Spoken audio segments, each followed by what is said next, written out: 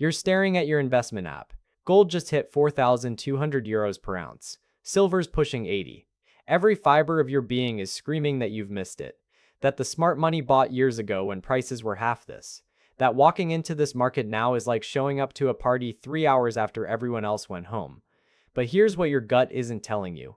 European banks have been fully Basel III compliant since 2019. 5 years ahead of American banks that are just starting implementation right now in 2025. Central banks across Europe aren't just buying gold anymore, they're bringing it home, physically repatriating hundreds of tons from New York and London vaults. And when the Czech National Bank, the National Bank of Poland, and Hungary are all loading up on physical gold at these prices, maybe the question isn't whether you're too late.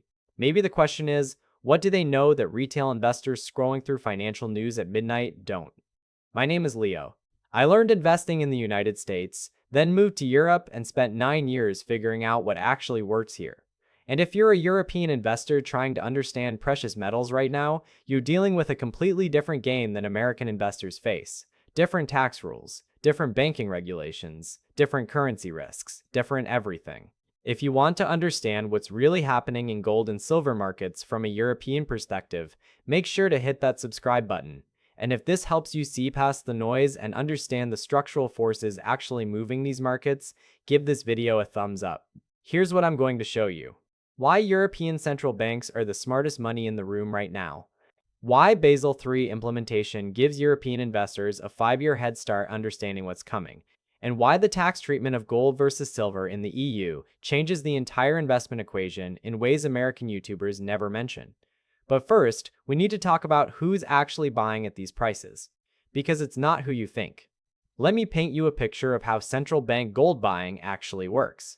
It's January 2026. Gold is at $4,600. 8,600 euros per ounce depending on the day. Every retail investor on Reddit is posting about missing the boat. Meanwhile, the National Bank of Poland bought 83 tons of gold in 2025 through November alone. Not 83 ounces. 83 tons. At prices that would make most retail investors hesitate. The Czech National Bank continues accumulating. Serbia is buying aggressively. Hungary increased holdings and now stores everything domestically.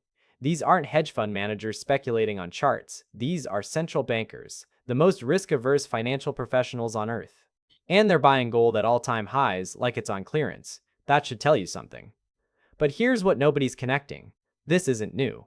Central banks globally have been buying over 1,000 tons of gold per year for 3 consecutive years, 2022, 2023, 2024. That's the highest sustained level since 1967. And if that year sounds familiar, it should. Because 1967 was right before the Bretton Woods system collapsed and gold went from $35 an ounce to over $800 by 1980. Now, I'm not saying we're about to see Bretton Woods 2.0. But I am saying central banks don't buy thousands of tons of gold because they're worried about missing short-term price moves. They buy gold because they're preparing for fundamental monetary shifts, the kind that keep central bankers awake at night running stress scenarios. And European central bankers? They have more reasons to worry than most, because unlike American bankers who've spent decades assuming the dollar's reserve status is permanent, European central bankers have lived through the Eurozone sovereign debt crisis. They've implemented negative interest rates. They've run quantitative easing programs that would make the Federal Reserve blush. They understand monetary fragility at a cellular level. When the National Bank of Poland brings home 83 tons of gold, they're not speculating. They're managing existential risk in a currency union that still hasn't solved its structural problems. What I'm about to show you next is the thing that took me years to figure out. Because the gold repatriation trend across Europe isn't just about buying more gold. It's about where that gold is stored. And why that matters reveals everything about what European central banks actually think is coming. Germany repatriated over 300 tons from Paris and New York. Completed in 2017, Austria brought home 1110 tons from London. The Netherlands retrieved 122 tons from New York. Poland repatriated over 100 tons and now stores nearly all gold domestically. Hungary did the same, bringing holdings up to 94.5 tons, almost all stored at home. Think about what that means. These aren't developing nations worried about foreign seizure. These are NATO allies. EU member states. countries with deep financial ties to the United States and United Kingdom, and they're systematically bringing their gold home anyway. Here's the uncomfortable truth European investors need to understand. If you're a Eurozone country, you don't just worry about dollar risks, you worry about whether the euro itself survives its next crisis. You worry about what happens if the currency union fractures. You worry about having real assets under your control when the political and monetary situation gets messy. That's not conspiracy theory. That's prudent risk management in a currency union with ongoing structural challenges. And if central banks are managing that risk by repatriating physical gold, what does that tell you about their confidence in the current monetary system? But there's a second piece to this puzzle that's even more important for European investors, and it has nothing to do with gold prices. It has everything to do with banking regulations that most people have never heard of. Basel III. Named after Basel, Switzerland, where the Bank for International Settlements is headquartered. Created after the 2008 financial crisis to prevent banks from imploding again. And here's the critical detail: almost every gold commentary gets completely backward. The European Union fully implemented Basel III regulations in 2009 through something called CRD4 and CRR. That's the Capital Requirements Directive and Capital Requirements Regulation if you want to sound smart at dinner parties. Full implementation. Complete. Done. Over 5 years ago. The United States? Just starting phased implementation in July 2025. Full compliance expected by July 2028. That's a 5-year head start for European banks. 5 years of adjusting balance sheets, reallocating capital, and repositioning gold holdings under the new rules. Now here's where most online commentary falls apart. Because people love to claim Basel III magically turned gold into a Tier 1 capital asset, and that's why prices are rising. Except that's not accurate. Gold has been classified as a Tier 1 capital asset with 0% risk weighting since the original Basel Accord in 1988. That's not new. What Basel III actually did was increase Tier 1 capital requirements from 4% to 6% of total assets.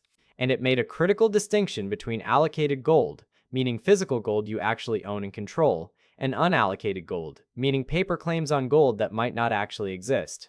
Allocated physical gold equals Tier 1 asset. Unallocated paper gold equals Tier 3 asset. That distinction matters. Because if you're a European bank that's been operating under Basel III since 2019, you've had 5 years to increase your allocated physical gold positions to meet higher capital requirements. And guess what European banks have been doing since 2019? Increasing gold holdings. Not dramatically, not in ways that make headlines, but steadily, structurally, as a compliance necessity. American banks are just starting this process now, which means from 2025 to 2028, as US banks work toward full Basel III compliance, there's going to be a wave of structural demand for allocated physical gold. Not speculative demand, not retail investor demand. Institutional compliance demand from the largest banks on earth. European investors have already seen this play out. American investors are about to. Now, I know what you're thinking. This sounds like classic gold bug narrative. Buy gold because the system's broken. Buy gold because fiat currency is doomed. Buy gold because reasons. Let me tell you something controversial about that. If you've made it this far, you're already ahead of 90% of people. But don't stop now, because the next part is where everything clicks. And it's not what the gold bugs are saying. The case for precious metals as a European investor in 2026 has nothing to do with the dollar collapsing tomorrow. It has everything to do with watching global reserve currency composition shift in real time while living in a currency union that's structurally fragile.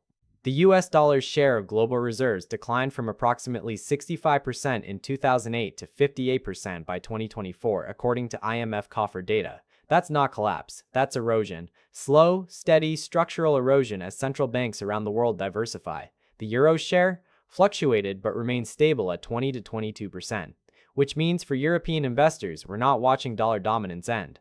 We're watching a multipolar currency world emerge where the euro plays a significant but not dominant role.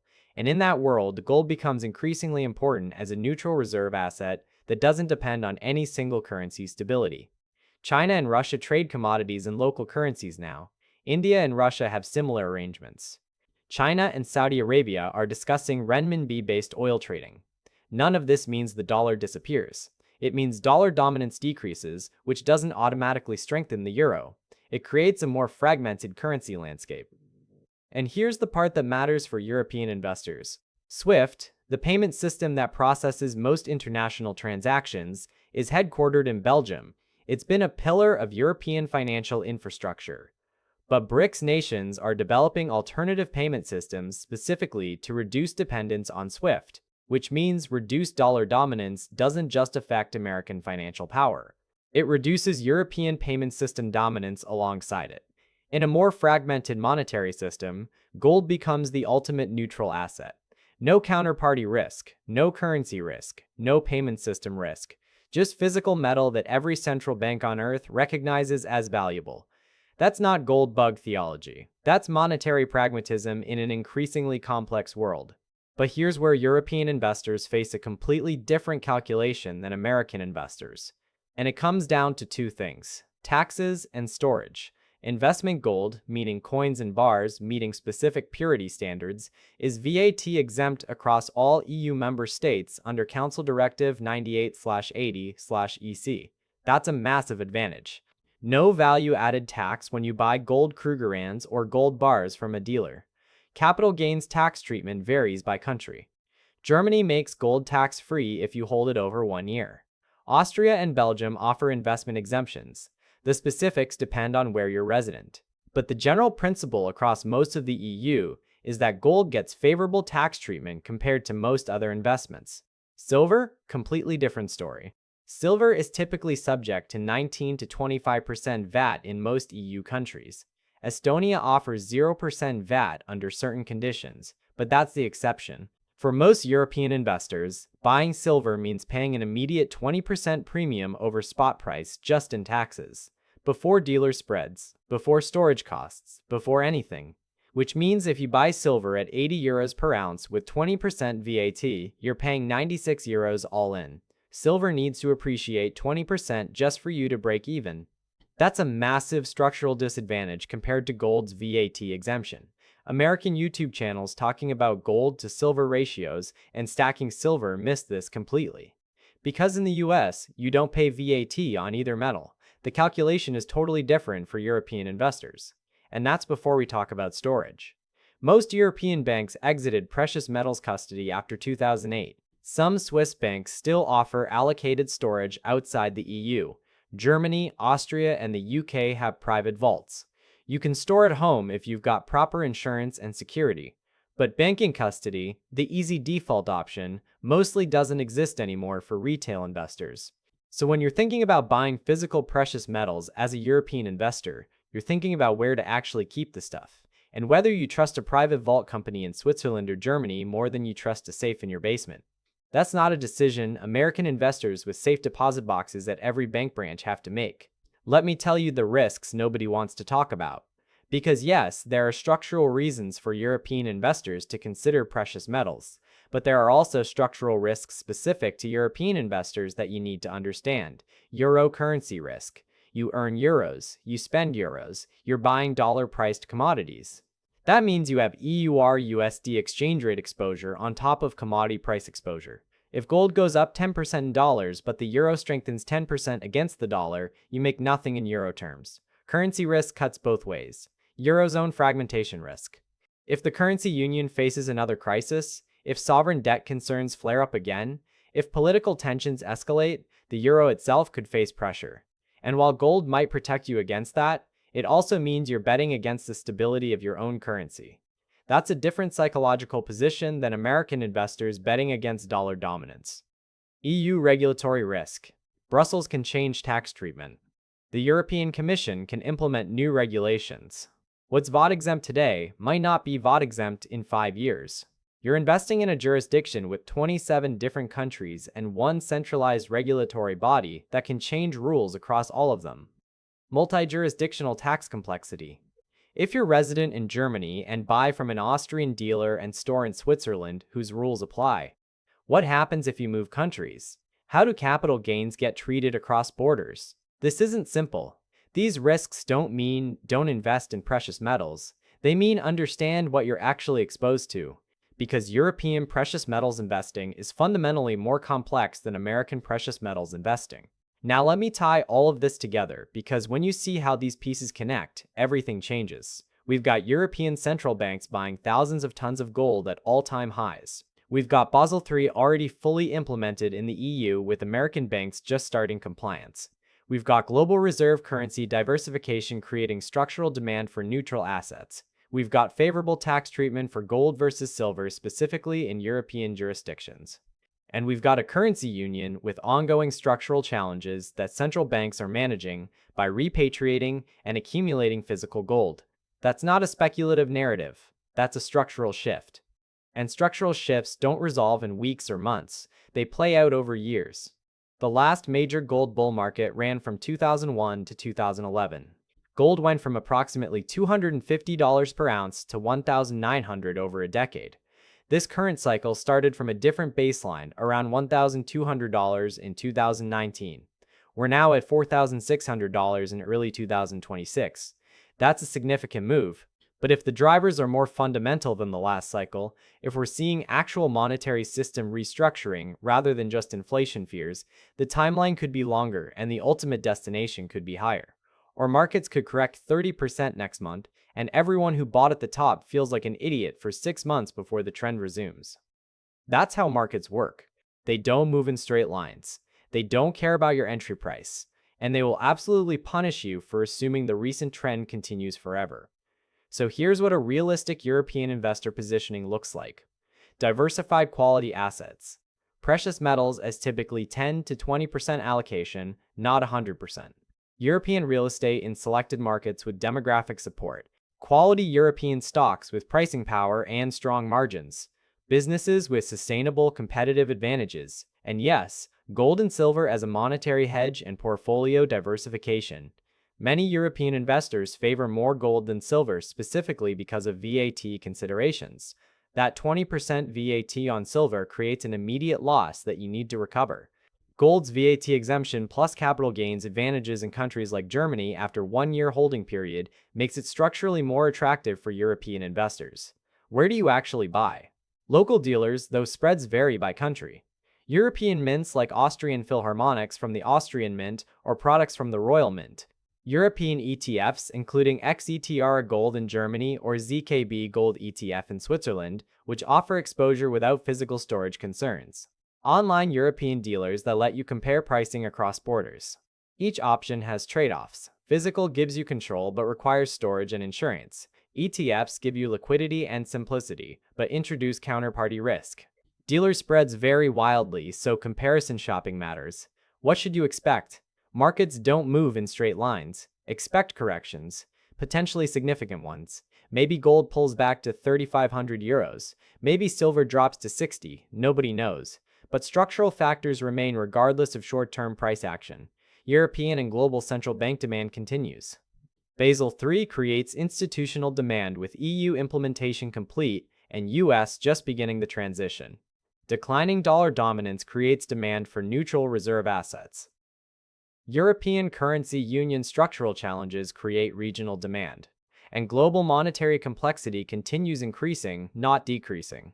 That doesn't guarantee prices go up tomorrow. It means the fundamental drivers that brought us here remain in place. We're in the home stretch, and I've saved something important for the end. Because everything I've told you matters, but only if you actually do something with it. And here's what doing something actually looks like for European investors. First, understand your local tax treatment. Look up the specific rules for gold versus silver in your country of residence.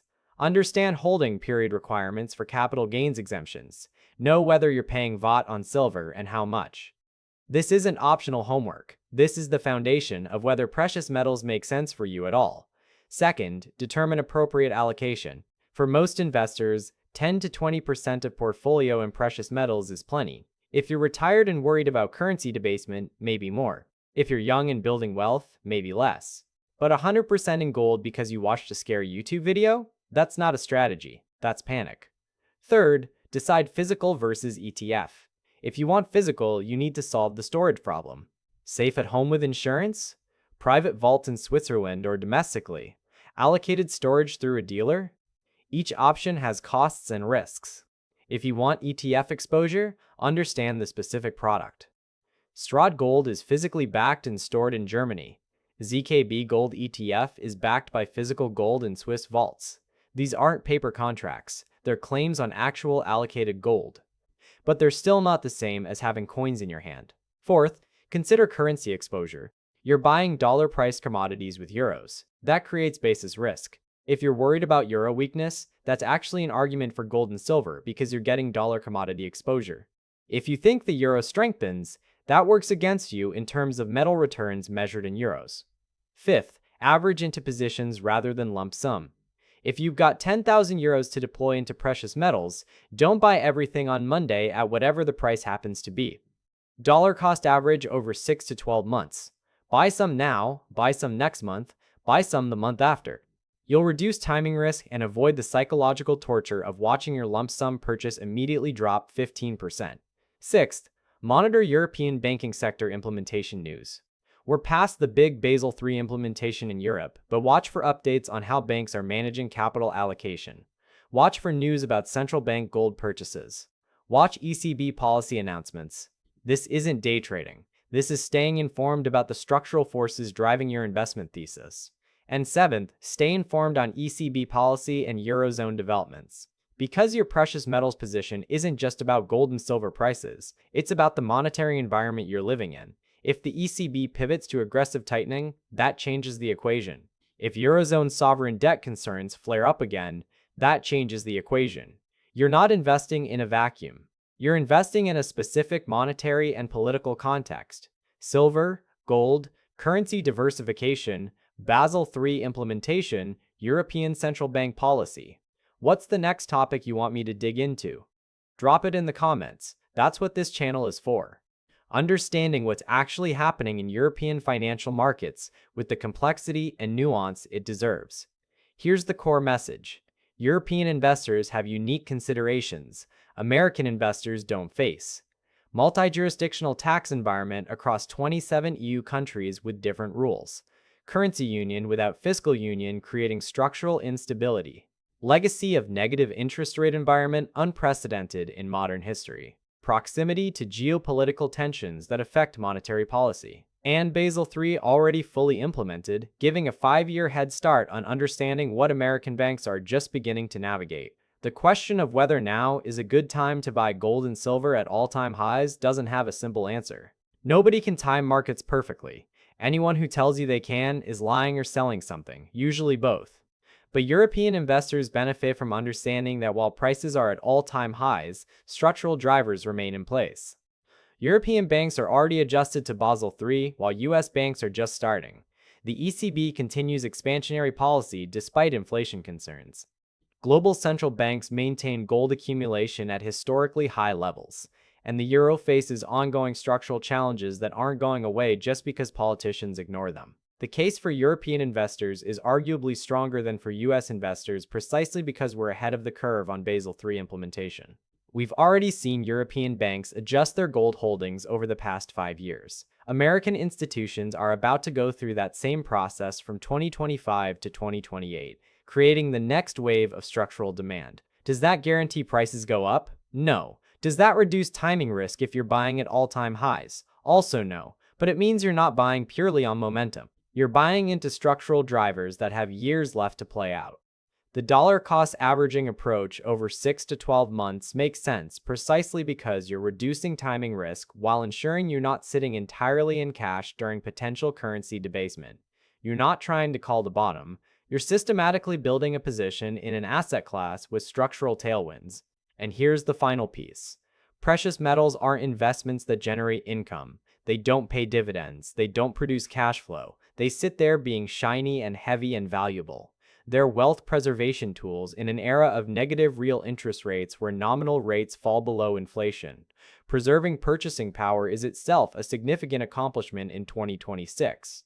Because when your savings account pays 1% and inflation runs at 3 to 4%, you're losing purchasing power every single year in nominal safety. Gold and silver don't solve that problem perfectly, but they offer an alternative to watching your cash slowly devalue while central banks figure out what comes next in this monetary experiment. You're not pushing that boulder uphill anymore. You're understanding the forces that are actually moving markets while everyone else panics about headlines. You're thinking structurally while retail investors think emotionally. You're positioning for a multi-year transition while traders chase weekly moves. That's the difference between investing and gambling. and that difference compounds over time into wealth that actually lasts. Your future financially secure self is counting on you to make decisions based on structural analysis rather than fear or greed. The European investors who understand Basel III implementation, tax treatment differences, currency union fragility, and central bank behavior are positioning themselves for the monetary environment that's actually emerging. Not the one they wish existed, not the one financial media pretends is stable, the one that's actually here.